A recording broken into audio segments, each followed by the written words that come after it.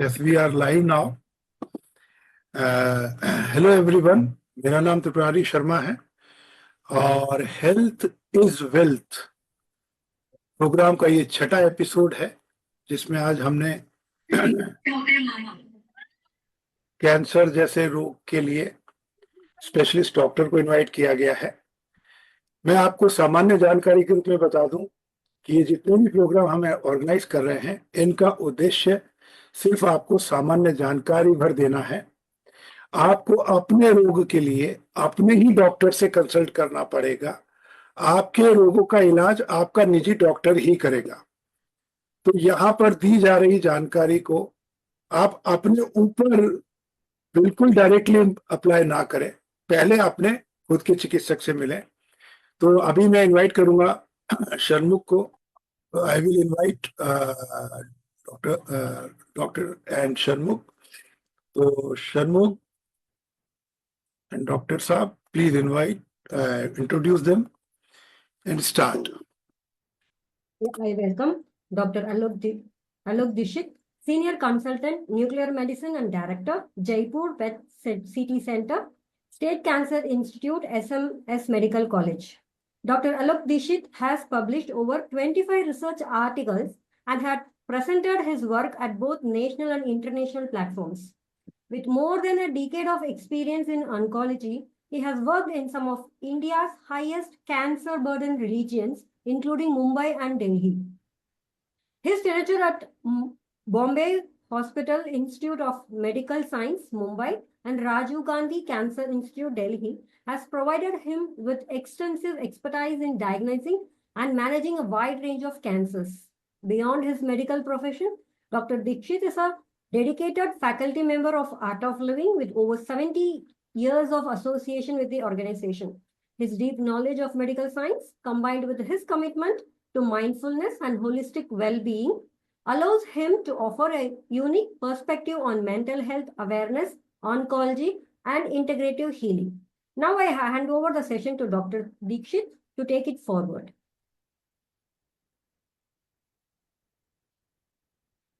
आपकी आवाज नहीं आ पा रही है। Thank you so much for inviting me for this talk. Thank you, Shanmuga ji. Thank you, Tripurari ji. तो फर्स्ट ऑफ ऑल मैं सबको बधाइयां दूंगा कि आप इस संडे की दोपहर में भी टाइम निकाल के इस टॉक के अंदर आ पाए। नहीं तो ज्यादातर लोग संडे को they won't prefer joining any such kind of things, but क्योंकि टॉपिक इतना इंपॉर्टेंट है और कैंसर का नाम सुनते ही सबसे पहले जो जहन में ख्याल आता है वो है डर। लेकिन इस डर को कैसे ओवरकम कर सकते हैं, इस डर से कैसे आगे बढ़ सकते हैं, उसके ऊपर हम ये कुछ बातचीत करेंगे। तो मैं फिर से ऑर्गेनाइजर्स का, जिन्होंने इस मीटिंग को ऑर्गेनाइज किया है, उनका थैंकफुल हूं कि उन्होंने जनरल अवेयरनेस के लिए इस प्रोग्राम को रखा ताकि हम लोगों तक इस अवेयरनेस तक का प्रोग्राम ले जा सके। तो कैंसर से आप जितना डरेंगे उसका रीजन ये है कि हमारे पास उसकी लिमिटेड नॉलेज है। एग्री? Yes. हम में से ज्यादातर लोगों को उसके बारे में इंफॉर्मेशन है ही नहीं। कोई भी अगर कहीं पे भी कैंसर की बात होती है तो मन एकदम सहम जाता है कि अरे कैंसर हो गया, अब क्या। बट ऐसा नहीं है। कैंसर को अगर अर्ली स्टेजेस में डायग्नोज कर लिया जाए तो वो क्यूरेबल है, वो ठीक हो सकता है। ओके, इसके लिए इसकी अंडरस्टैंडिंग होना और इसके बारे में अवेयरनेस होना ये बहुत इंपॉर्टेंट है। तो आज हम उसी अंडरस्टैंडिंग, उसी नॉलेज को आगे बढ़ाते हुए सेशन को कंटिन्यू करेंगे। तो हम इस सेशन को थोड़ा सा इंटरेक्टिव रखेंगे ताकि आपके क्वेश्चंस भी हों, कुछ हम बातें भी कर सकते हैं, है ना? Yes sir. तो आप में से जितने लोग मैं देख रहा हूं, जस्ट पार्टिसिपेट। आप में से कितने लोग हैं जिनकी खुद की फैमिली में कोई ना कोई कैंसर का मरीज कहीं ना कहीं रह चुका है? जितने लोगों का रह चुका है type Y for yes. Chat box में यस यस टाइप कर दें, Y.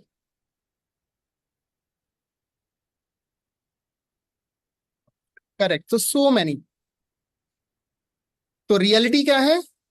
Cancer actually touches almost every life, every family. हर फैमिली में कैंसर की कोई ना कोई आपको हिस्ट्री मिल जाएगी। तो इस टॉक का मेन पर्पस क्या है कैंसर को समझने के लिए? तो इस टॉपिक को थोड़ा सा हमें ना स्प्रेड आउट करके समझते हैं। क्या कैंसर एक्चुअली है, क्या ये बीमारी क्या चीज है? दूसरा, क्या कैंसर प्रिवेंटेबल है, इसे रोका जा सकता है?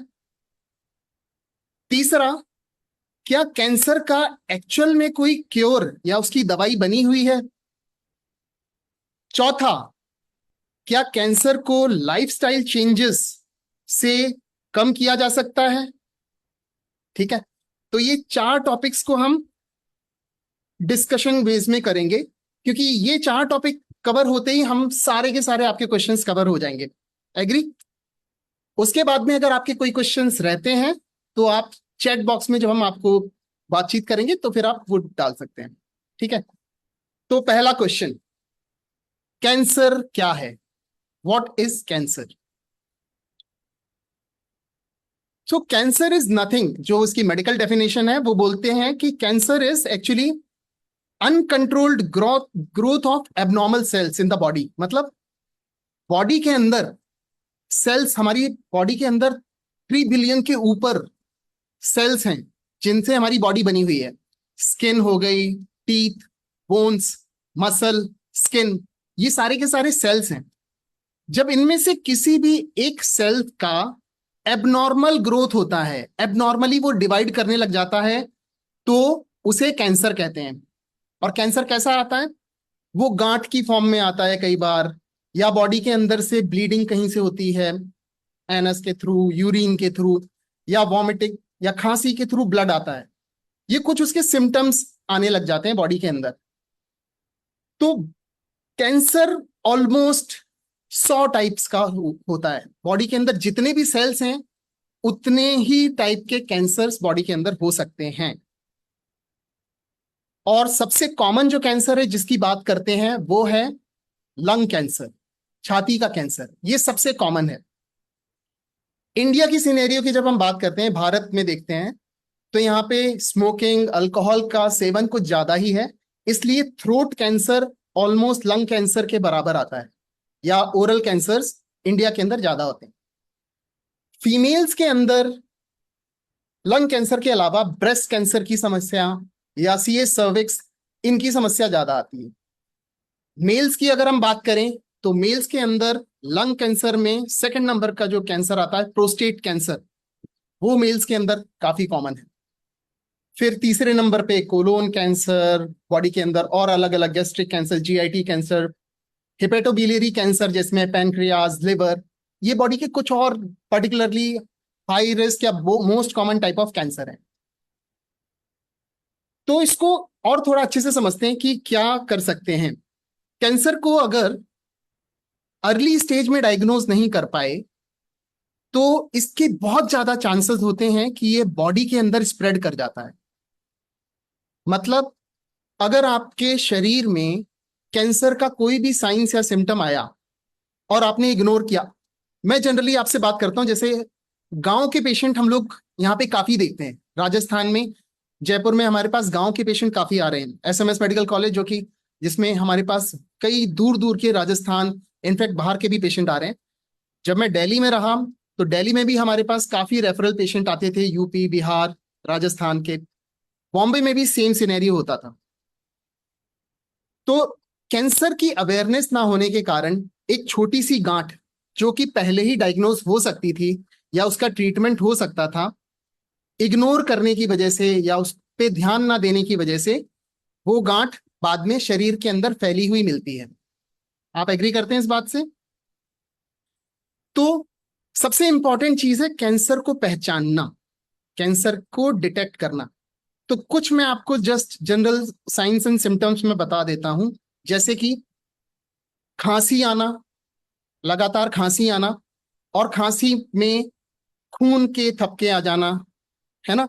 ये कुछ साइंस और सिम्टम्स हो सकते हैं लंग कैंसर के। पर्टिकुलरली उनमें जो लोग स्मोकिंग करते हैं, किसी या अल्कोहल वगैरह में, उनके अंदर ऐसे सिम्टम्स कॉमनली पाए जाते हैं। दूसरा, यूरिन के थ्रू या फिर फीसिस के थ्रू उसमें ब्लड का सैंपल आना, ब्लड आना, ये भी एक कुछ साइंस होते हैं कि बॉडी के अंदर कुछ एबनॉर्मल चल रहा है। कई बार आपको बॉडी में दर्द नहीं होगा, लेकिन वो गांठ होगी कहीं पे। ज्यादातर वो गांठ नॉर्मल बिनाइन भी होती है, बिनाइन मतलब नॉन कैंसरस, लेकिन उसको इवेल्युएट करवाना, उसको चेकअप करवा लेना, स्क्रीनिंग करवा लेना बहुत जरूरी होता है, ताकि वो आगे चल के कैंसर में कन्वर्ट ना हो, या कैंसर अगर वो है तो वो फैले नहीं। तो इसके कुछ रिस्क फैक्टर के ऊपर अब बात करते हैं, कैंसर के क्या क्या कॉजेस हैं और इसके रिस्क फैक्टर क्या हैं। तो जैसा कि लोग बोलते हैं कि कैंसर, हमारी फैमिली में तो हम स्मोक करते नहीं थे, हम कोई ड्रग्स या कोई एडिक्शन नहीं था, तो फिर हमको कैंसर क्यों हो गया? काफी लोग पूछते हैं ऐसा। तो उसका रीजन है जेनेटिक्स। कुछ कैंसर्स ऐसे होते हैं जो आपके जीन्स में ही होते हैं, जो आपकी फैमिली में ये रन करता है। जैसे कि ब्रेस्ट कैंसर, फीमेल्स के अंदर ब्रेस्ट कैंसर एक ऐसा कैंसर है जो कि जेनेटिक होता है। उसमें हम कुछ जेनेटिक टेस्ट भी करवाते हैं, BRCA1, BRCA2, ये कुछ एडवांस लेवल के टेस्ट होते हैं जेनेटिक, जिसमें हम पता लगा लेते हैं कि ये फैमिली के अंदर रन कर रहा है और इसके रिस्क फैक्टर फ्यूचर की जो भी लेडीज या वुमेन्स हैं उनमें कितना हो सकता है। इसी तरह से कोलोन कैंसर या आंतों का कैंसर जो होता है वो भी जेनेटिक होता है। तो कुछ कैंसर्स जो होते हैं वो जेनेटिक होते हैं, और कुछ कैंसर्स होते हैं जो कि एनवायरमेंटल या लाइफस्टाइल से रिलेटेड होते हैं, जो कि सबसे ज्यादा कॉमन है। तो जेनेटिक कॉज यूजुअली 10 से 20% के अंदर में ही आता है, बाकी 80 to 90% का जो कैटेगरी है वो लाइफस्टाइल या एनवायरमेंटल फैक्टर्स की वजह से ये कैंसर्स होते हैं। तो सबसे कॉमन या सबसे लाइफस्टाइल रिलेटेड जो कैंसर का कॉज है या रिस्क फैक्टर है वो है टोबैको और अल्कोहल।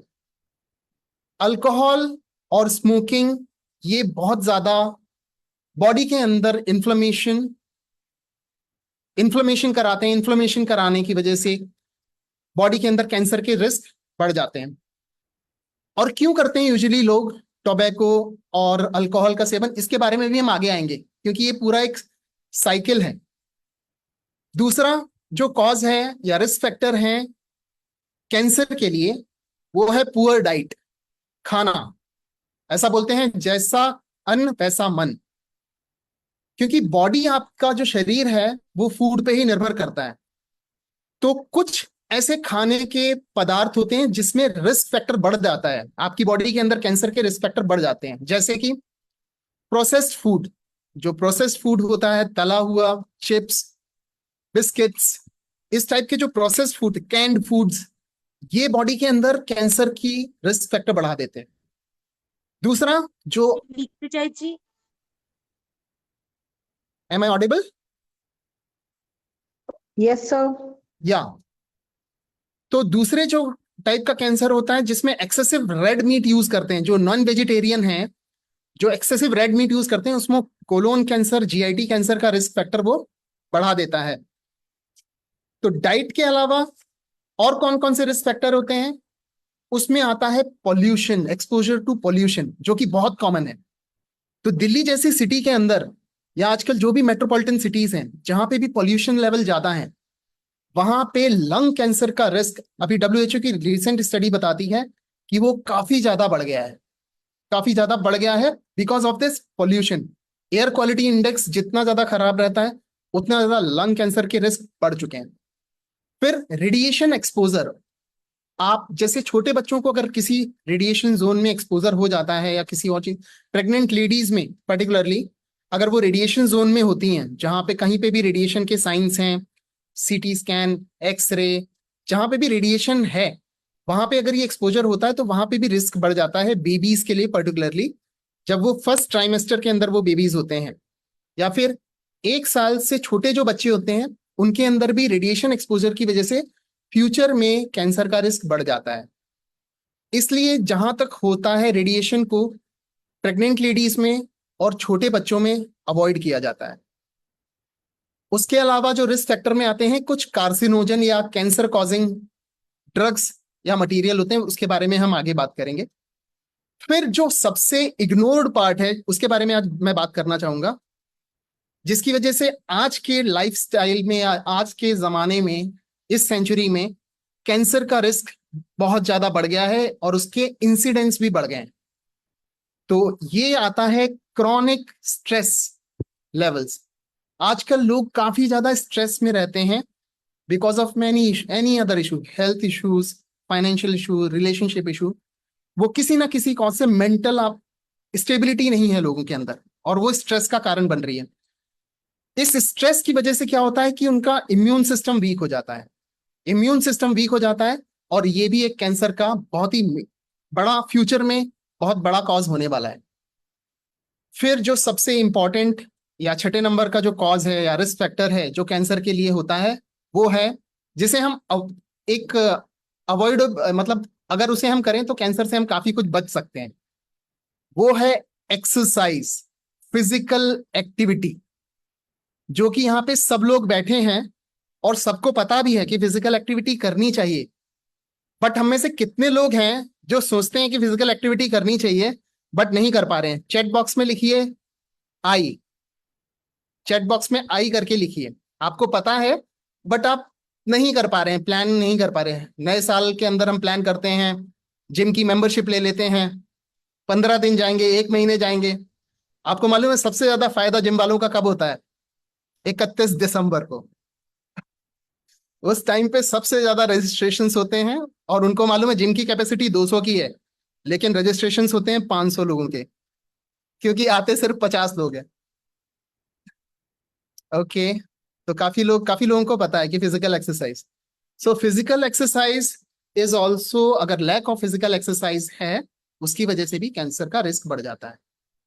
ठीक है, अब हम तीसरा जो टॉपिक आता है वो है कैंसर को कैसे प्रिवेंट कर सकते हैं या फिर कैंसर के रिस्क को कैसे कम कर सकते हैं। तो ये काफी लोगों का क्वेश्चंस था जो आ रहा था कि ऐसे कौन से फूड्स खाने चाहिए, ऐसे कौन से फूड्स को खाने को अवॉइड करना चाहिए जिससे कैंसर के रिस्क बढ़ सकते हैं।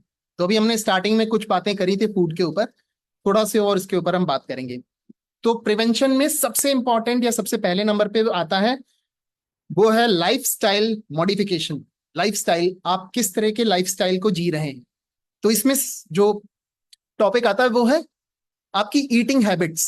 आप किस टाइप की फूड चॉइसेस हैं आपके, आप खाना कैसा खाते हैं। जैसे कि क्या आप प्लांट बेस्ड आपका फूड है जो कि एंटीऑक्सीडेंट से रिच है, या फिर एनिमल मीट या एनिमल बेस्ड प्रोडक्ट है जिसमें हमने बात की थी रेड मीट की, जो कि ऑलरेडी प्रूवन एक फैक्टर है for causing cancer, cancer causing का एक बहुत बड़ा फैक्टर है एनिमल मीट। दूसरा, जो ऐसे कौन से डाइट के अंदर ऐसे कौन से फूड हैं जिनको हम लेके कैंसर के रिस्क को कम कर सकते हैं। तो हमको पता है, ज्यादातर लोगों को हम कई सारे इंस्टाग्राम पे भी रील्स देखते हैं, वीडियोस देखते हैं, तो हमको पता होते हैं, बट मैं फिर भी आपके लिए रिपीट कर देता हूं।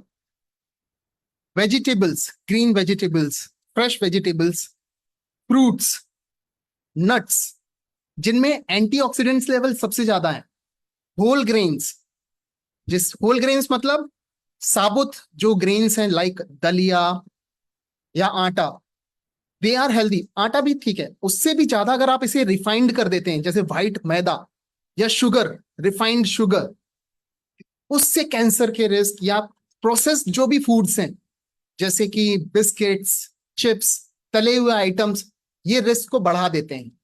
वहीं पे जहां पे आप vegetables, fresh vegetables, fruits, nuts, इन सब का सेवन अपनी डाइट में जितना ज्यादा करते हैं उतना आपका रिस्क कम होता है।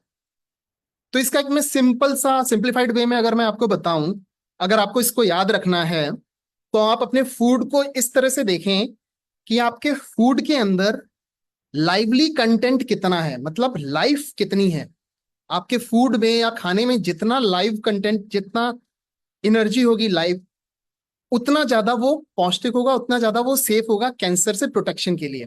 जैसे जब आप अपनी डाइट के अंदर वेजिटेबल्स या फ्रूट्स उसका कंजम्पशन बढ़ाते हैं डेली बेसिस पे जितनी क्वांटिटी में, उतना आपका रिस्क कम हो जाता है। जैसे ब्रेकफास्ट कर रहे हैं आप, उसमें आप कितने फ्रूट्स ले रहे हैं, ड्राई फ्रूट्स ले रहे हैं, या फिर आप शाम का जो स्नैक्स है उस टाइम पे आप फ्रूट्स को प्रेफर कर रहे हैं या चाय कॉफी बिस्किट को प्रेफर कर रहे हैं।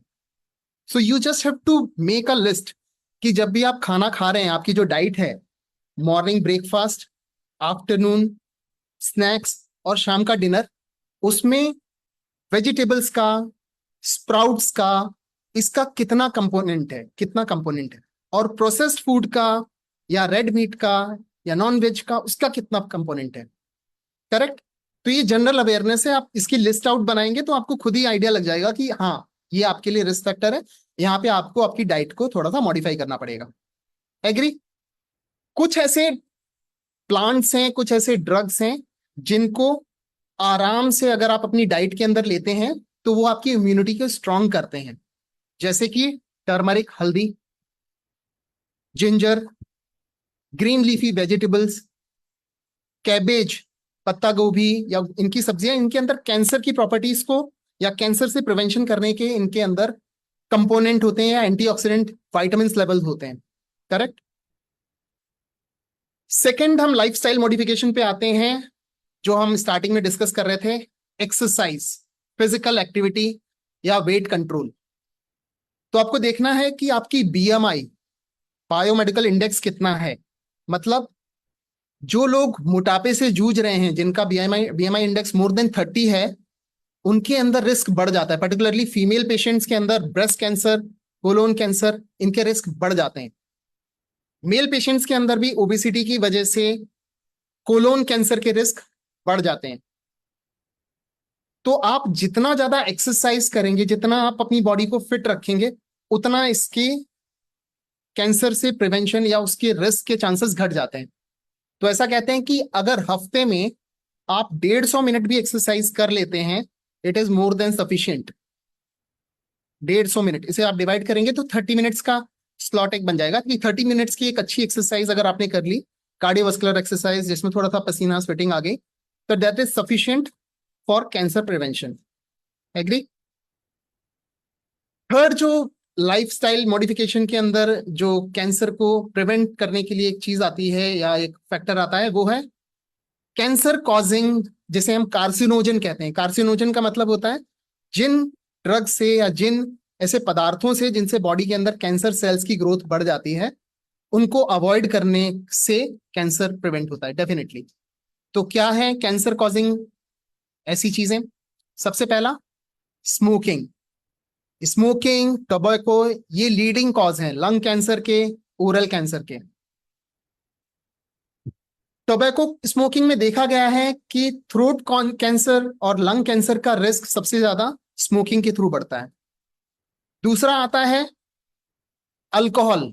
अल्कोहल के कॉज, अल्कोहल क्या करता है?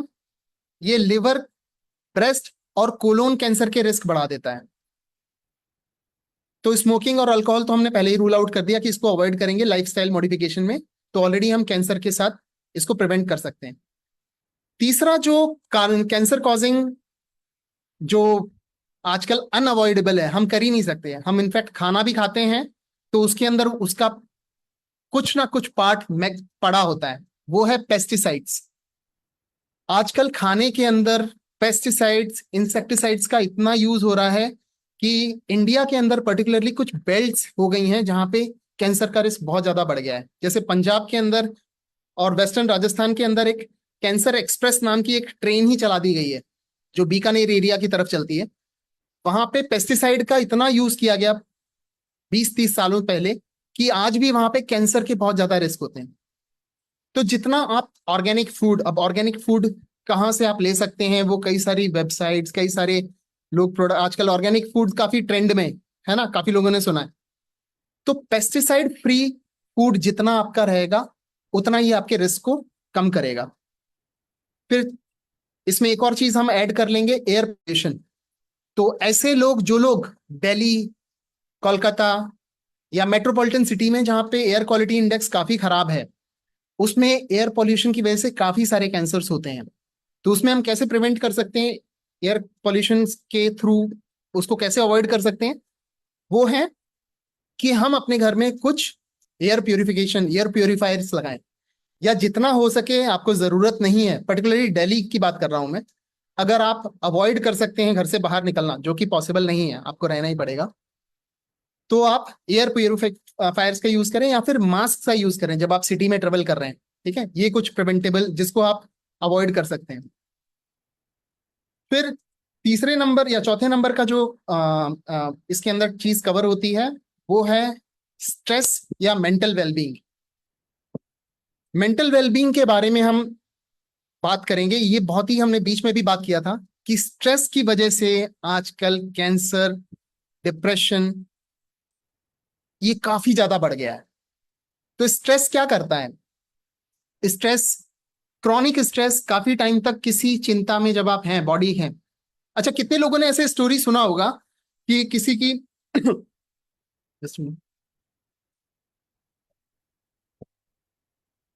कि किसी का एक partner, suppose life partner expire हो गया या कोई लव्ड वन एक्सपायर हो गया, तो अगर वो उनसे और ज्यादा अटैच्ड हैं तो 1 या 2 साल के अंदर उनकी भी बॉडी के अंदर कैंसर या डिप्रेशन, एंजाइटी की वजह से डेथ हो जाती है। कई बार हम ऐसी स्टोरीज सुनते हैं, we listen to most of the stories.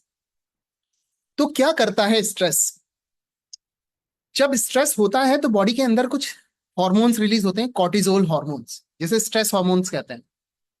तो स्ट्रेस हार्मोन का मेन फंक्शन होता है बॉडी को फाइट करने के लिए ताकत देना, कि आप लड़ सकें, कोई भी टफ सिचुएशन आई है आप उससे लड़ सकें। लेकिन बॉडी के अंदर अगर लगातार स्ट्रेस है तो ये कॉर्टिजोल हार्मोन्स क्या करता है, बॉडी के सिस्टम्स को ही डैमेज करना चालू कर देता है, जिसे हम कहते हैं इन्फ्लामेशन। इन्फ्लामेशन मतलब उसमें कुछ वो चोट पहुंचाएगा, बॉडी की हीलिंग होती है। आपको सपोज चोट लगी है, वो हीलिंग होती है और हील होके रिकवर होती है। लेकिन लगातार वो चोट लगे, बार बार कोई चीज की इंजरी हो, तो फिर उसकी इन्फ्लेमेशन की वजह से वो कैंसर में कन्वर्ट हो जाती है। करेक्ट? तो जब स्ट्रेस बढ़ता है तो बॉडी के अंदर इम्यूनिटी लेवल्स कम हो जाते हैं। इम्यूनिटी लेवल्स कम हो जाते हैं, इन्फ्लेमेशन बढ़ता है और वो कैंसर का एक बहुत बड़ा कारण बनता है। तो इसको कैसे आप कम कर सकते हैं? थ्रू मेडिटेशन, योगा, ये कुछ इसके जो हम अभी आगे इसके बारे में डिस्कस करेंगे जब हम प्रिवेंशन के बाद में क्योर के ऊपर भी बात करेंगे तब।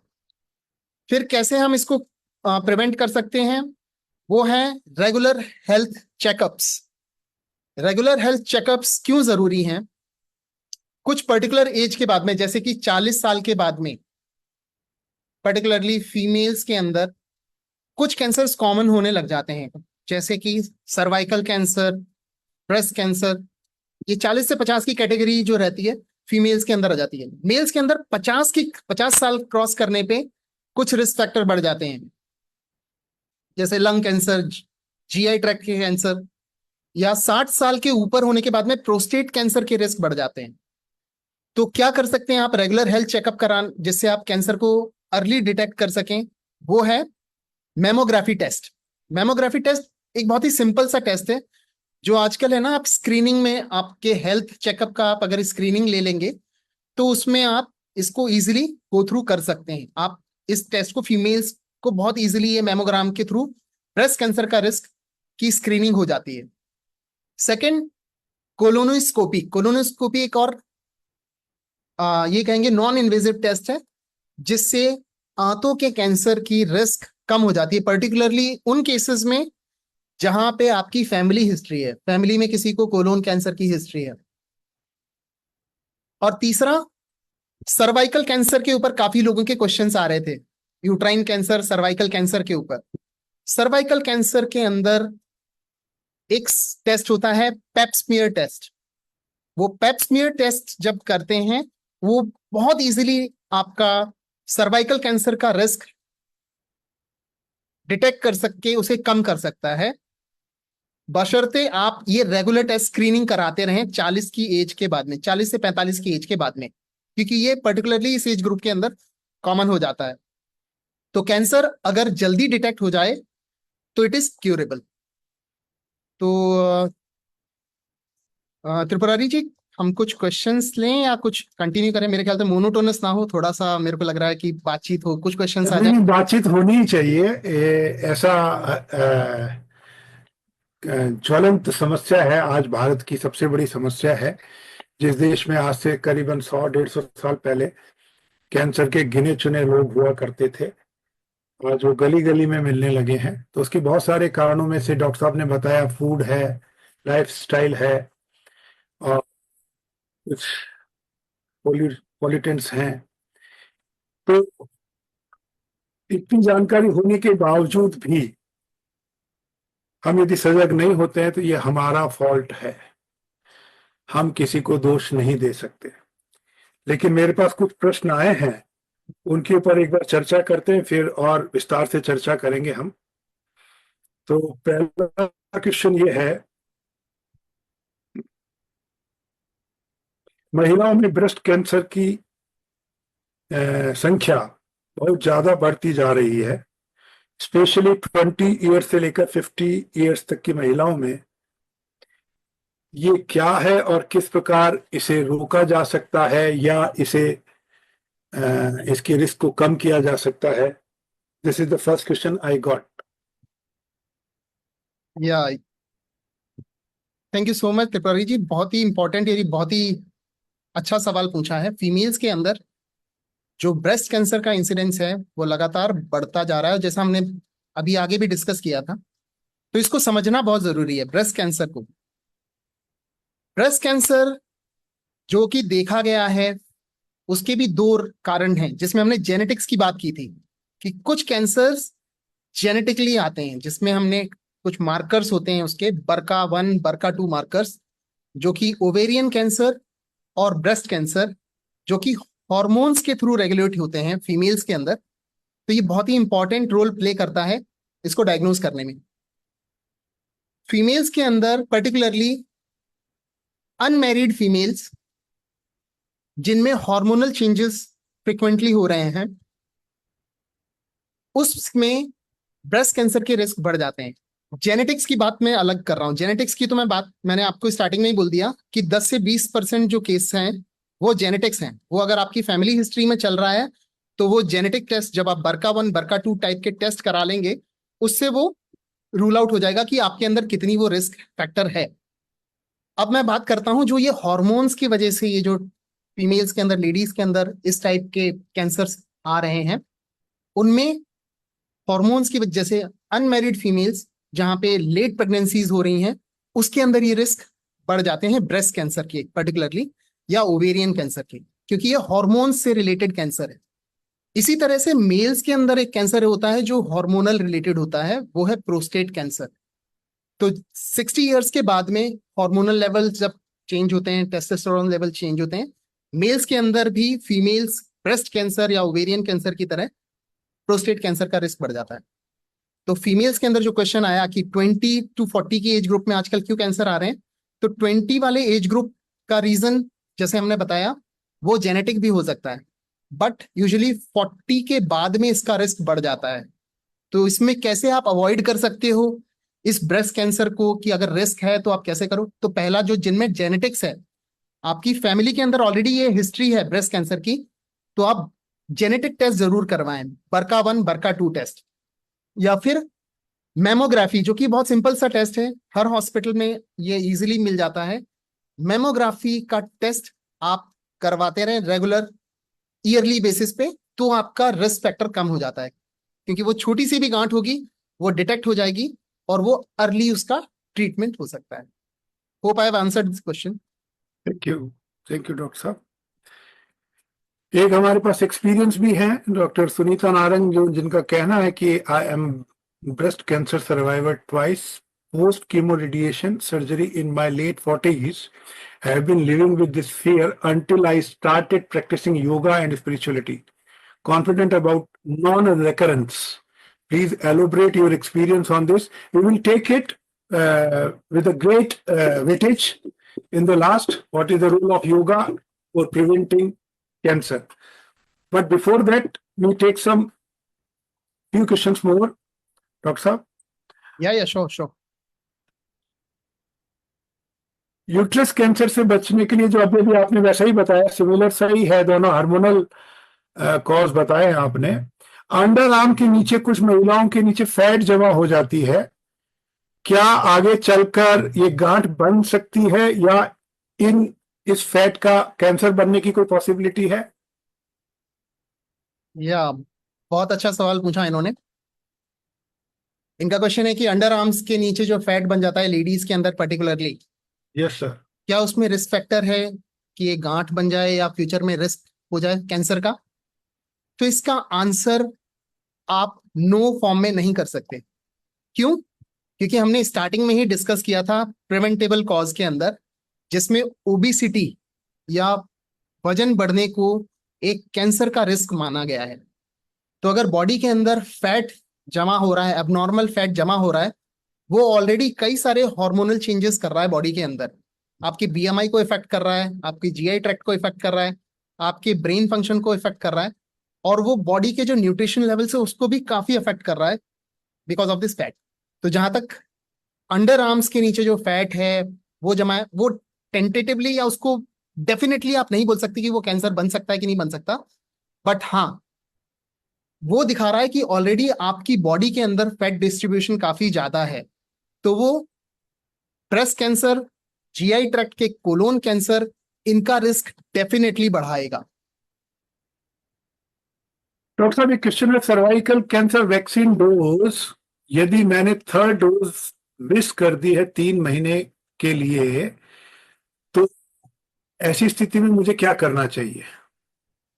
सर्वाइवल कैंसर वैक्सीन मिस कर दिया गया है 3 महीने के लिए, या 3 महीने बाद लिया गया है, क्वेश्चन तो पूरी तरीके से एलोबरेट नहीं कर रहा है, बट हम ये मानते हैं कि 3 महीने के लिए मिस कर दिया था तीसरा डोज, तो ऐसी स्थिति में आप क्या कहेंगे? ओके, तो इस क्वेश्चन को जहां तक मैं समझ पा रहा हूं, ये वैक्सीन की बात कर रहे हैं, हाँ जी। वैक्सीन ऑफ यूट्राइन या सर्विक्स कैंसर। तो ये अभी करंटली काफी डिबेटेबल टॉपिक है सर्विक्स कैंसर का, जिसे रिसेंटली गवर्नमेंट ऑफ इंडिया ने अप्रूव की है इसकी वैक्सीन। जैसे यूएस में ऑलरेडी ले रहे थे, इंडिया में अभी इम्यून शेड्यूल के अंदर इसको इंक्लूड किया गया है, बट अभी भी रिसर्च डाटा इसमें चल रहा है, काफी जगह कंट्रोवर्सीज भी हैं और काफी जगह जगह सपोर्टिव एविडेंसेस भी हैं। तो जैसा कि क्वेश्चन है कि अगर थर्ड डोज मिस कर दिए, 2 डोज ले लिए, थर्ड डोज मिस कर ली, तो उससे क्या इफेक्ट पड़ेगा? तो इसका आंसर है कि आप थर्ड डोज आपके डॉक्टर से कंसल्ट करके इसको कितनी जल्दी से जल्दी आप ले सकते हैं, या फिर आपको बूस्टर डोज की जरूरत है, वो आपके डॉक्टर से कंसल्ट करें ताकि आप उस डोजिंग को कंप्लीट कर जाएं। क्योंकि क्या होता है, हर वैक्सीन का अपना एक पर्टिकुलरली साइकिल होता है, एक पर्टिकुलर इम्यून सिस्टम एक्टिवेट करने का साइकिल होता है।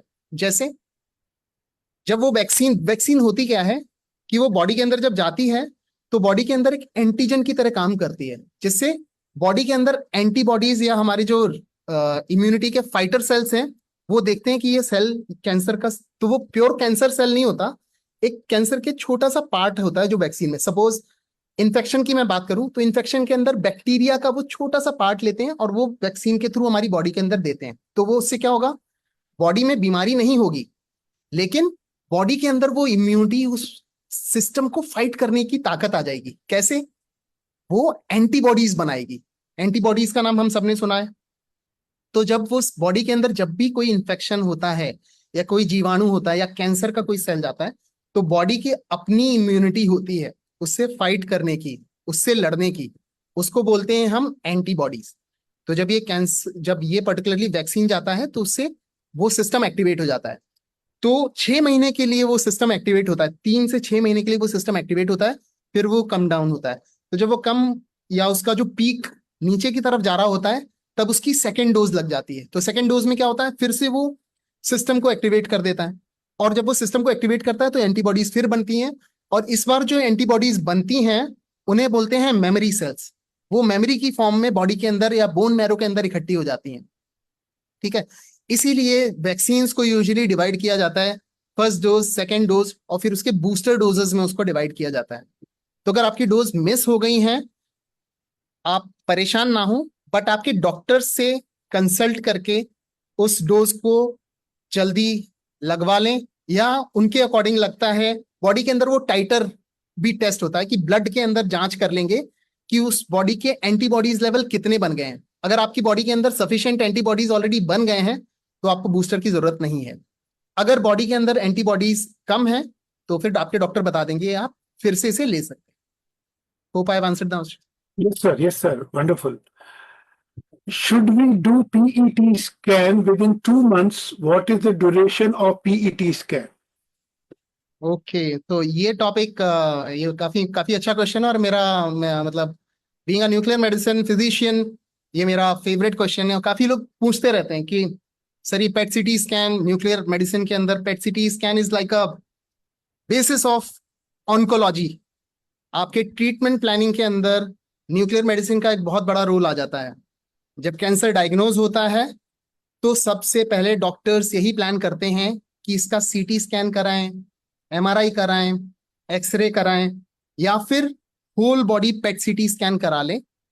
तो पेट सीटी स्कैन क्या होता है ज्यादा कुछ मोस्टली लोगों को पता है, बट अभी भी कुछ लोग हैं जिनको इसके बारे में नहीं पता है, तो मैं छोटा सा ब्रीफली उसको बता देता हूँ। पेट सीटी स्कैन ऐसी टेक्नोलॉजी है जिसमें सीटी स्कैन जो कि हम नॉर्मली करवाते हैं बॉडी का फिजिकल स्ट्रक्चर देख लेता है। पेट क्या करता है इसके अंदर? पेट होता है पॉजिट्रॉन एमिशन टोमोग्राफी। तो इसमें रेडियो एक्टिव मेडिसिन यूज करते हैं हम लोग जिसका नाम है रेडियो एक्टिव ग्लूकोज, एफडीजी बोलते हैं। तो इसको जब हम बॉडी के अंदर इंजेक्ट करते हैं तो बॉडी के अंदर जो भी कैंसर के सेल्स होते हैं उसमें वो आके चमकने लगता है। तो हम जब स्कैन करते हैं तो जहां जहां पे भी कैंसर सेल्स नहीं है वो नॉर्मल रहता है, और जहां पे भी कैंसर के सेल्स फैले हुए हैं तो वो बॉडी के अंदर उसका पैचेस फॉर्म में हमको दिखाई दे जाता है। तो पेट स्कैन का क्या एडवांटेज होता है कि पेट स्कैन आपके ट्रीटमेंट को डिफाइन कर देता है। जैसे अगर बीमारी सिर्फ लिमिटेड है उस पर्टिकुलर बॉडी पार्ट के ऊपर तो उसे अर्ली कैंसर माना जाता है कि उसने आसपास के स्ट्रक्चर्स को डिस्ट्रॉय नहीं किया है और वो सर्जिकली रिमूवेबल है। तो ऐसे कैंसर्स अर्ली कैंसर में माने जाते हैं और ये क्यूरेबल की कैटेगरी में आते हैं। एग्री? फिर दूसरे जो कैंसर हैं जैसा मैंने बताया ज्यादातर गांव के पेशेंट जो हमारे पास आ रहे हैं उनके साथ प्रॉब्लम ये हो रही है कि अवेयरनेस ना होने के कारण लेडीज जिनके पास गांठें हैं 2-2, 3-3, 5-5 साल की उनके पास ब्रेस्ट में गांठें होती हैं और वो बताती नहीं है शर्म के मारे, लिहाज के मारे, और जब वो हमारे पास आती हैं तो उनका डिजीज ऑलरेडी फैला होता है। तो जब पेट स्कैन हम करते हैं तो हम देखते हैं कि हड्डियों में भी गया हुआ है, लिवर में भी गया है, लंग्स में भी गया है। तो ये कैटेगरी जो होती है डिजीज की ये थोड़ा सा अनट्रीटेबल होती है। इसको हम पैलिएटिव कैटेगरी में डाल देते हैं। पैलिएटिव मतलब जिसमें हम पेशेंट के पेन के ऊपर फोकस करते हैं कि उसकी क्वालिटी ऑफ लाइफ अच्छी हो जाए और वो जितना भी जिएगा वो पेन फ्री होके जी पाए। सो पेट स्कैन क्या करता है, अब उसने डिवाइड कर दिया क्यूरेटिव वाला जो पार्ट है, उस क्यूरेटिव कैंसर उसको क्यूरेटिव सर्जन्स को दे दिया। जो नॉन क्यूरेटिव है या जिसमें क्योर हो सकता है, सपोज आपने सर्जरी कर दी तो उसमें एडिशनल कुछ कीमोथेरेपी या रेडियोथेरेपी से कुछ जो रेजिडुअल कैंसर सेल्स हैं उसको डिस्ट्रॉय करने के लिए कीमोथेरेपी और रेडियोथेरेपी में चले जाते हैं। तो पेट सीटी, अब मैं क्वेश्चंस पे आता हूं, मैं ज्यादा डिटेल में नहीं जाता हूं। तो क्वेश्चन है क्या पेट सीटी स्कैन को फ्रिक्वेंटली यूज कर सकते हैं 2 या 3 महीने के अंदर? तो इसका आंसर है अलग अलग कैंसर्स के अंदर इसका अलग अलग रोल होता है। कुछ कैंसर सेल्स में क्यों क्या एडवांटेज है? पेट का एडवांटेज ये होता है कि ये आपकी बॉडी के अंदर जो ड्रग लग रहा है, कीमोथेरेपी या रेडियोथेरेपी लग रहा है, उस मेडिसिन का कैंसर के ऊपर कितना इफेक्ट आया है उस टेस्ट को, सबसे ज्यादा जो सेंसिटिव टेस्ट है वो आज की डेट में पेट सीटी स्कैन है। तो क्या एडवांटेज है? सीटी स्कैन में क्या वो दिखाई नहीं देगा। सीटी स्कैन में जब ट्यूमर का साइज सपोज 2 सेंटीमीटर का है तो वो 2 सेंटीमीटर का 2 महीने बाद भी रहेगा। लेकिन पेट स्कैन पे क्या होता है, उसकी जो ब्लड ग्लूकोज लेने की टेंडेंसी होती है, अगर ट्यूमर में रेस्पॉन्स आया है तो वो ब्लड ग्लूकोज का लेवल कम हो जाएगा। तो ये बताएगा कि पेशेंट ने रिस्पॉन्ड किया है ट्रीटमेंट को और उसकी कीमोथेरेपी को डॉक्टर कंटिन्यू रखेगा। तो इसीलिए कुछ कैंसर्स के अंदर 3 महीने के अंदर पेट सीटी स्कैन करा लेते हैं, उसे बोलते हैं हम इंटरिम पेट सीटी स्कैन। हमारी मेडिकल टर्म में बोलते हैं इंटरिम पेट सीटी स्कैन। ये रेस्पॉन्स के लिए आता है कीमोथेरेपी ड्रग को देने के बाद में। तो होप मैंने ये क्वेश्चन को आंसर कर दिया। 2 से 3 महीने के अंदर पेट स्कैन को कर सकते हैं, लिहाजा वो कौन सा किस टाइप का कैंसर है उसके ऊपर डिपेंड करता है। सर ये जो सीटी स्कैन जिसके बारे में भी आपने बताया, क्या ये स्वस्थ मनुष्य को भी करवाना चाहिए या ऐसी कोई सिम्टम आ जाए तो ही करवाने चाहिए? यदि मैं आज अपना सीटी स्कैन करवाना चाहूं तो क्या ये मेरे लिए मुनासिब है या मुझे नहीं करवाना चाहिए? बहुत ही इंपॉर्टेंट क्वेश्चन पूछा है। तो ये एक्चुअली काफी लोगों के मन में ये भ्रम होता है कि पेट सीटी स्कैन, मतलब लोगों के अंदर तो जब पता पड़ता है कि कैंसर का डायग्नोसिस होता है और इतना सेंसिटिव टेस्ट है, तो नॉर्मल लोग क्यों नहीं करवा लेते हैं? तो उसका आंसर डेफिनेटली ना है। क्यों? क्योंकि पेट सीटी स्कैन जब किया जाता है जब ऑलरेडी कैंसर का डायग्नोसिस हो गया है, जब कैंसर का बायोप्सी में प्रूव हो चुका है। तो पहले तो इसीलिए हम पहले लेवल पे स्क्रीनिंग की बात की हमने। अगर आपके छाती में, ब्रेस्ट के अंदर कोई गांठ आ रही है तो हम पेट सीटी स्कैन नहीं बोलिए, हम मैमोग्राफी करवाते हैं। मैमोग्राफी की जांच में जब वो सस्पिशियस लगता है, उसकी गांठ का बायोप्सी होता है, उसे प्रूव करते हैं पैथोलॉजी में, और प्रूव करने के बाद में फिर उसकी स्टेजिंग होती है। अच्छा, पेट सीटी स्कैन को डायरेक्ट क्यों नहीं करते हैं? ये बहुत ही अच्छा सवाल है। क्यों? क्योंकि इसमें रेडिएशन होता है। हम लोग रेडियो एक्टिव मटीरियल यूज करते हैं, जो कि भाभा एटॉमिक रिसर्च सेंटर और कई सारे देश के अंदर साइक्लोट्रॉन्स हैं, जहां पे वो, जयपुर के अंदर भी हमारे पास साइक्लोट्रॉन है जहां से हमारे पास मेडिसिन आती है स्टेट कैंसर में।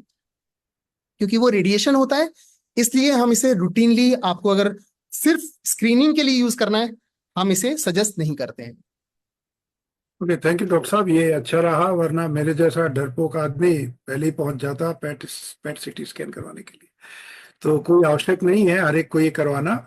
अच्छा, यदि मैं फिट हूँ और जैसा कि आपने कहा, खांसी में ब्लड आना या नाक में ब्लड आना या यूरिन में ब्लड आना या आपके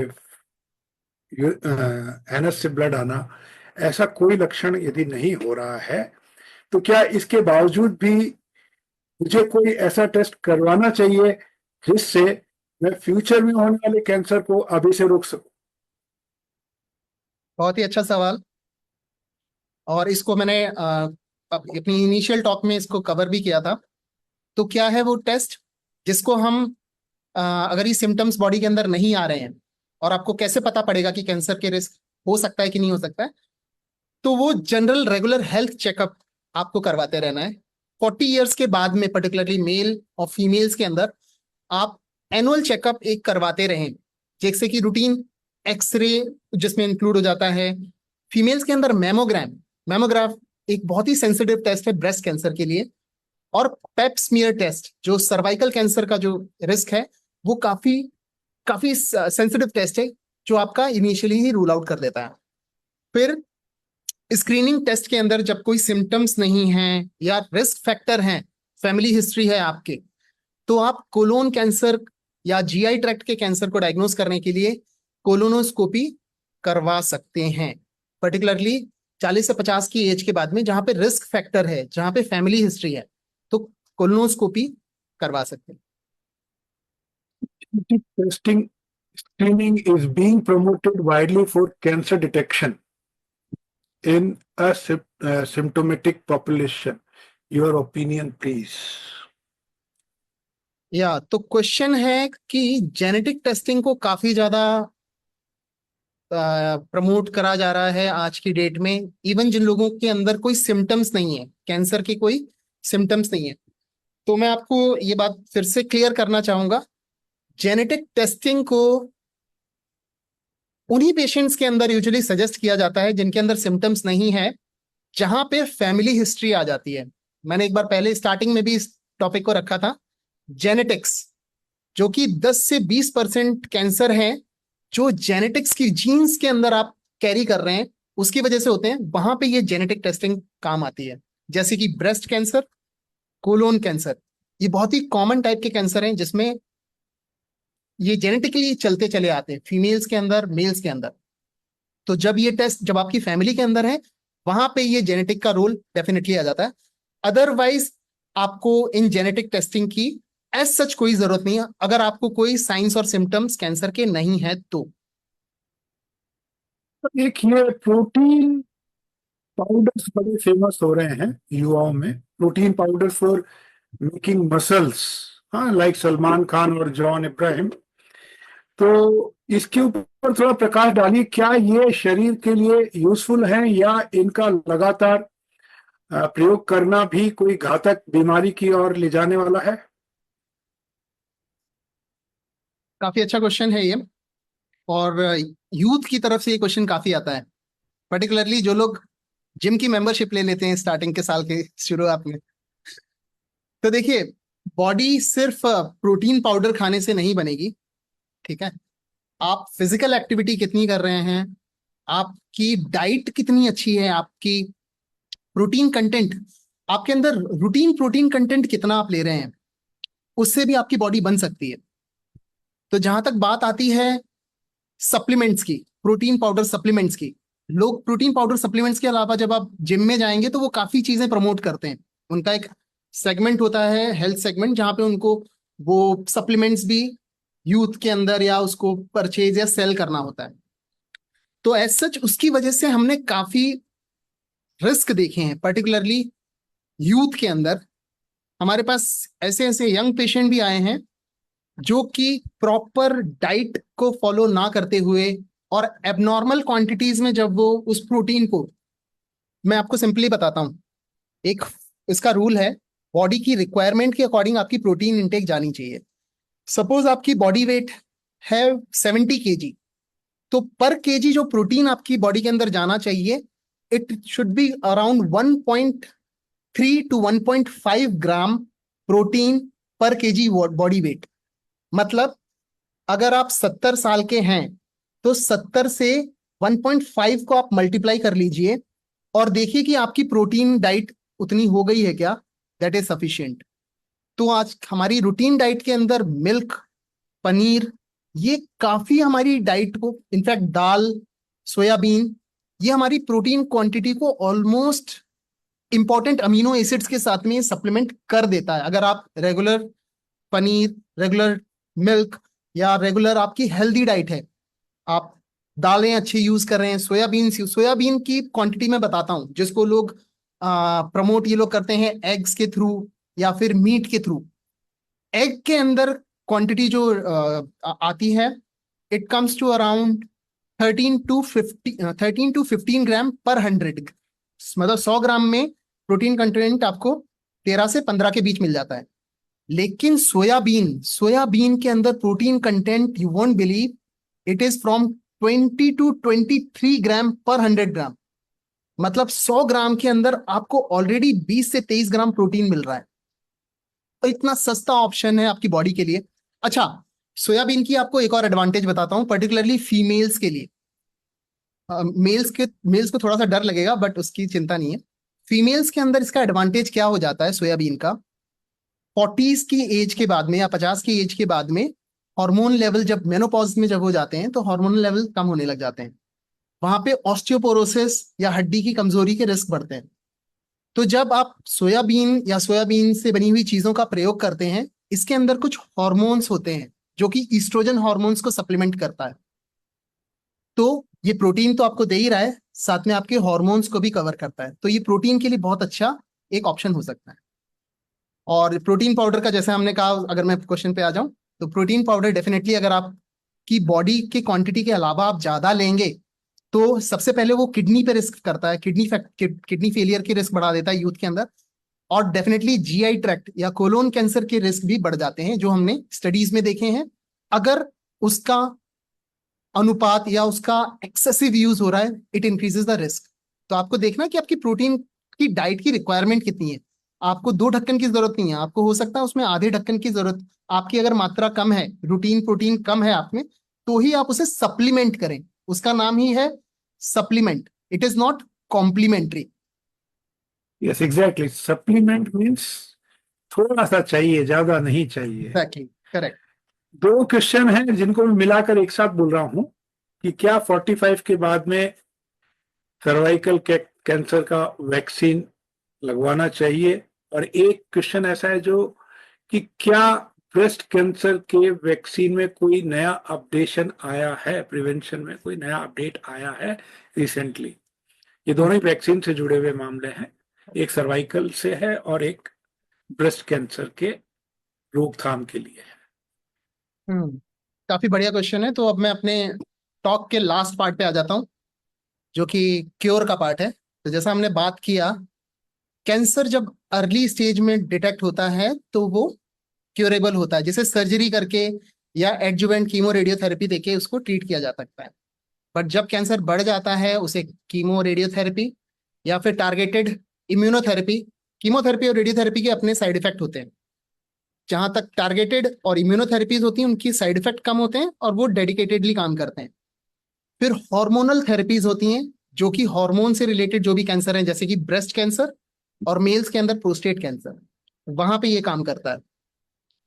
तो क्वेश्चन है कि जब वैक्सीन की बात कर रहे हैं सर्विक्स कैंसर की, ये टॉपिक हमने अभी पहले भी 10-15 मिनट पहले भी डिस्कस किया था कि इसकी एक एज डिफाइंड है। यंग एज के अंदर 9 to 10 कैटेगरी एक प्रोटोकॉल है जिसमें उसकी फर्स्ट डोज लग जाती है, जिसमें लग ले जानी चाहिए। सेकेंड डोज उसी तरह से 18 से 20, मेरे को एग्जैक्ट फिगर अभी याद नहीं है, बट मैं हो सकता है तो आपके ग्रुप में फिर से अपडेट दे दूंगा। बट वो एज डिफाइंड है, आप उस एज कैटेगरी के अंदर हैं तो आप फर्स्ट डोज ले सकते हैं। उसके ऊपर है तो फिर वो आपके लिए काम नहीं करेगी, क्योंकि बॉडी के अंदर अपना खुद का इम्यूनिटी का एक रिस्पॉन्स होता है कि जब आप, इसीलिए बच्चों के अंदर आप देखेंगे सारे के सारे इम्यूनाइजेशन शेड्यूल 5 साल की एज के अंदर कंप्लीट कर दिए जाते हैं। क्यों? क्योंकि उस टाइम पे आपकी इम्यूनिटी डेवलप हो रही है। बट सपोज आप ऑलरेडी 30-35-45 साल के हो गए हो, ऑलरेडी आपकी बॉडी में एक पर्टिकुलर इम्यून सिस्टम बन चुका है जिसका, अब जैसे कोविड के अंदर हम बात करते हैं, कोविड क्यों इतना फैला? क्योंकि हमारे पास उसकी वैक्सीन ही नहीं थी। वैक्सीन क्या है? ये बॉडी के अंदर एक इम्यूनिटी का मेमोरी बना देता है, और जब हमारे हमारे खुद के अब वैक्सीन लग गई तो हम फ्री होके घूम रहे हैं। तो वैक्सीन की जहां तक बात है वो पर्टिकुलर एज तक में काम करती है, और आपका जो भी डिफाइंड उसका क्राइटेरिया है उसी एज ग्रुप में अगर आप लेंगे तो उसका फायदा है। Hope I answered the question. Yes sir. Then second question इसमें ही था, आई थिंक ब्रेस्ट कैंसर में वैक्सीन का रोल। क्या कोई नया अपडेशन आया है? हाँ, तो वैक्सीन मैं जैसे इसको बात करता हूँ, कैंसर की बीमारी के ऊपर या कैंसर की थेरेपी के ऊपर आज की डेट में कई सारे रिसर्चर्स और कई सारे पेपर्स लगातार आए जा रहे हैं, जिसमें वैक्सीन डेवलपमेंट हम पिछले 3-4 साल से बात करते हैं। ब्रेस्ट कैंसर के ऊपर बात कर रहे हैं, लंग कैंसर के ऊपर भी कुछ और वैक्सीन बन रही हैं, बट प्रूवन डाटा अभी तक एज सच नहीं आया जिसको आप वैक्सीन देके इन कैंसर्स को खत्म किया जाए। बट हाँ, स्टिल कई सारी वैक्सीन डेवलपिंग फेज में है, और जब भी कोई ऐसा अपग्रेड आएगा तो WHO या गाइडलाइंस के अंदर वो ऑलरेडी आ जाएगा। तो फिलहाल तो ऐसा गाइडलाइंस के अंदर कोई वैक्सीन अभी तक नहीं आई है कैंसर्स के लिए। सर योगा का रोल और एक्सप्लेन कर दीजिए थोड़ा सा। या so now coming to my favourite topic after nuclear medicine, yoga का क्या रोल है, मेडिटेशन का क्या रोल है, और आज की जैसा हमने बात किया था, मैं स्टार्टिंग से बात कर रहा था, स्ट्रेस का क्या रोल है कैंसर में, इम्यूनिटी में। सो इट इज प्रूवन जिन लोगों के अंदर स्ट्रेस लेवल ज्यादा होते हैं उनके अंदर स्ट्रेस हार्मोन्स बहुत ज्यादा होते हैं। उन स्ट्रेस हार्मोन्स की वजह से रिस्क फैक्टर बढ़ जाते हैं कैंसर्स के। Mental illness, definitely mental illness का ही ये पार्ट है स्ट्रेस, जो डिप्रेशन, एंजाइटी, सुसाइड में कन्वर्ट हो जाता है। अगर सुसाइड नहीं किया तो बॉडी के अंदर इतने टॉक्सिन्स बन जाते हैं कि वो बॉडी को ही अंदर से खा लेता है, और वो कैंसर की फॉर्म में या किसी अलग अलग बीमारी की फॉर्म में आने लगता है। एग्री? तो मैं कुछ ऐसे ही डाटा बोल रहा हूँ रेंडमली, मेरे पास अभी कलेक्टेड डाटा, कंपाइल डाटा तो नहीं है, but it has already been proven. हमारे पास कुछ ऐसे कुछ कैंसर पेशेंट्स में भी हमने देखा है, जो लोग योगा, मेडिटेशन या सुदर्शन क्रिया की प्रैक्टिस करते हैं उनके अंदर इम्यूनिटी ऑलमोस्ट 30-50% बढ़ जाती है। कईयों में तो वो 10-10 गुना इम्यूनिटी बढ़ जाती है, जो बॉडी के अंदर फाइटर सेल्स होते हैं वो बढ़ जाते हैं। अच्छा हाँ, यहाँ पे काफी लोग हैं जो मेडिटेशन या सुदर्शन क्रिया प्रैक्टिस करते हैं। कितने लोग हैं यहाँ पे? You can type in the chat box, yes yes yes, chat box में यस करके टाइप कर दीजिए, यस। काफी लोग प्रैक्टिस करते हैं, या वेरी नाइस, यहाँ पे काफी लोग प्रैक्टिस करते हैं। सो योगा मेडिटेशन का क्या इफेक्ट होता है, जैसा मैंने बताया, ये आपकी बॉडी के अंदर जो स्ट्रेस हार्मोन्स है उनको कम करता है, और जो हैप्पीनेस हॉर्मोन्स हैं लाइक सेरोटोनिन, ऑक्सीटोसिन, ये बढ़ा देता है। तो बॉडी के अंदर ऑलरेडी आपका इम्यूनिटी सिस्टम बढ़ जाता है, आपकी स्लीप क्वालिटी इंप्रूव हो जाती है। तो रिस्क फैक्टर कैंसर के ऑलमोस्ट 5 to 6 टाइम कम हो जाते हैं if you are regularly practising your yoga, you are regularly doing meditations, you are doing Sudarshan Kriya. Ma'am, ये जो आप बोल रहे हैं सुदर्शन क्रिया रेगुलरली करने से आपके काफी रोगों के अंदर बीज बचाव होती है। मैं अभी अपने सभी दर्शकों से रिक्वेस्ट करूंगा कि यदि वो अभी नहीं कर पा रहे हैं या उनकी काफी लंबे समय से सुदर्शन क्रिया रुकी हुई है तो वो तुरंत स्टार्ट कर दें। समय अभी हमारे पक्ष में नहीं है। यदि कोई सेफ्टी गार्ड है हमारे पास तो सिर्फ सुदर्शन क्रिया ही है सभी प्रकार के रोगों के लिए। दूसरा, डॉक्टर साहब, आपने सभी इस पूरे सब्जेक्ट को पूरा ही ले लिया है और लगभग ऑडियंस के भी सारे क्वेश्चंस आपने ले लिए हैं। और कैंसर के ऊपर मेरा लास्ट क्वेश्चन ये है, जैसा कि मैंने युवराज सिंह का केस पढ़ा था, युवराज सिंह खून की उल्टियां कर रहा था वर्ल्ड कप फाइनल के अंदर में, और उसका इलाज इंग्लैंड में बीसीसीआई ने करवाया। तो एक इंग्लैंड के डॉक्टर ने कहा कि जिस स्टेज में युवराज सिंह थे उस स्टेज में शायद ही कोई बच पाता है। लेकिन जब मैं युवराज सिंह के कमरे में गया तो मैंने उसके कॉटेज में हर गुरु की फोटो देखी और उसमें एक फोटो श्री श्री रविशंकर जी की भी थी। तो उस इंग्लिश डॉक्टर ने ये बात कही कि कोई भी सिचुएशन रही हो, युवराज सिंह की सबसे बड़ा प्रोटेक्शन उसकी स्पिरिचुअल बिलीफ थी। वो जो आध्यात्मिकता के अंदर में जी रहा था, जिन गुरुओं के सहारे वो अपना जीवन जी रहा था, उस श्रद्धा ने उसकी बहुत बड़ी मदद की। 40% हमारा इलाज था, 60% उसकी खुद की श्रद्धा थी। ये एक इंग्लिश डॉक्टर के इंटरव्यू के अंदर में मैंने सुना था। तो आप इस बारे में क्या कहेंगे डॉक्टर साहब, श्रद्धा कितना काम करती है? या एब्सोल्युटली, ये बहुत ही आपने अच्छी बात या ये मेन बात कही आपने। आपकी पॉजिटिव मेंटल हेल्थ या पॉजिटिव एटीट्यूड कितना है लाइफ के अंदर, वो डिपेंड करता है, वो आपकी लाइफ स्टाइल थिंकिंग को बहुत बदल देता है।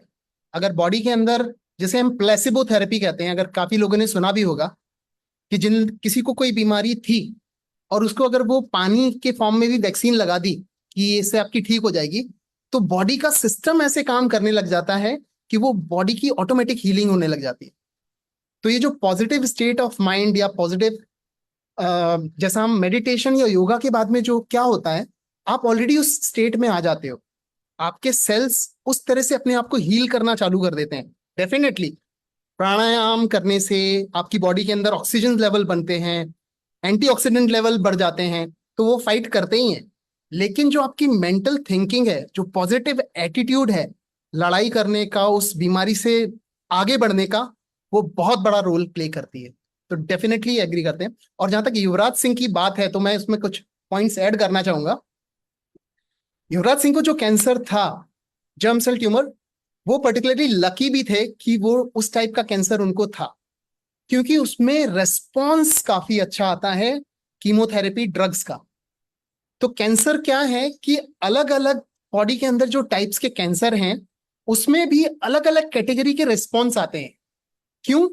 क्योंकि उन पर्टिकुलर सेल्स के अंदर भी म्यूटेशंस अलग अलग टाइप के होते हैं। तो आज की डेट में जो मेडिसिन पेशेंट के उस कैंसर सेल पे एक्ट करेगी, जरूरी नहीं है 6 महीने बाद में उस कैंसर पे वही मेडिसिन एक्ट करे, क्योंकि वो कैंसर के सेल म्यूटेशन हो जाता है। इसीलिए हमने कई बार सुना होगा कि फर्स्ट लाइन कीमोथेरेपी लग गई है, वो अब डिजीज बढ़ने लगा, तो अब हम डॉक्टर ने सेकेंड लाइन थेरेपी चालू कर दी। तो सेकेंड लाइन थेरेपी चालू करने का मतलब ही यही हुआ कि वो कैंसर के सेल्स म्यूटेट हो गए। तो युवराज सिंह वॉज लकी कि उनके जो सेल्स थे, उसकी जो मेडिसिन थी वो काफी इफेक्टिव थी और काफी अच्छा रेस्पॉन्स उनको आया, इवन दो उनका डिजीज काफी बढ़ा हुआ था। But it responded really well. Shraddha ने उसका म्यूटेशन रोक दिया। हाँ, लक बोल सकते हैं आप, शायद लक यहाँ पे ही बोलते हैं ना, प्रारब्ध, लक भी काम करता है कि आपकी श्रद्धा अगर फेथ है तो वो लक भी कई बार काम करने लग जाता है। मैं अपने सभी दर्शकों को कहूंगा कि कैंसर स्पेशलिस्ट हो, हार्ट स्पेशलिस्ट हो, जॉइंट स्पेशलिस्ट हो, और कितने अभी और डॉक्टर आने बाकी हैं इस श्रृंखला में, सब डॉक्टर्स का एक ही कहना है कि आपको थोड़ा सा योगा, थोड़ा सा प्राणायाम, सुदर्शन क्रिया, ध्यान, एक्सरसाइज, इस पर तो काम करना ही पड़ेगा। जाने से पहले मैं डॉक्टर साहब को बहुत बहुत धन्यवाद दूंगा। डॉक्टर साहब, ये भी एक चमत्कार है कि मेरी इच्छा थी कि कैंसर के ऊपर में मैं एक प्रोग्राम रखूं और मुझे कोई डॉक्टर मिल नहीं रहे थे। ये तो अचानक डॉक्टर मोहित ने कहा घबराने की कोई बात नहीं है, अपने पास पूरी लिस्ट है। और सबसे सुंदर बात यह है कि हर डॉक्टर जो है वो आर्ट ऑफ लिविंग से कनेक्टेड है, तो ये मेरे लिए प्लस पॉइंट है।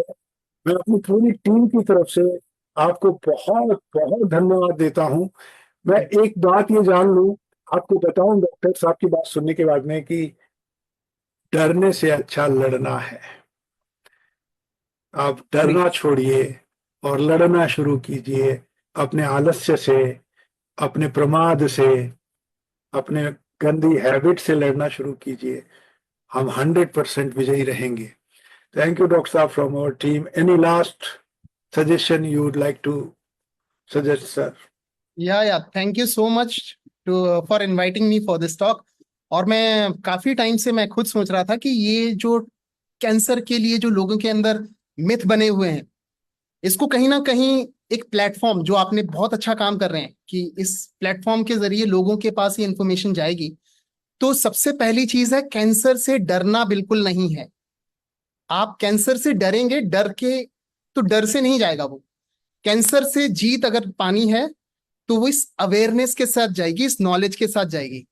आप आपकी फैमिली में, आपके फ्रेंड्स में इस नॉलेज को शेयर करिए, इस अवेयरनेस को बढ़ाइए कि कैंसर को इस तरह से हम जीता भी जा सकता है।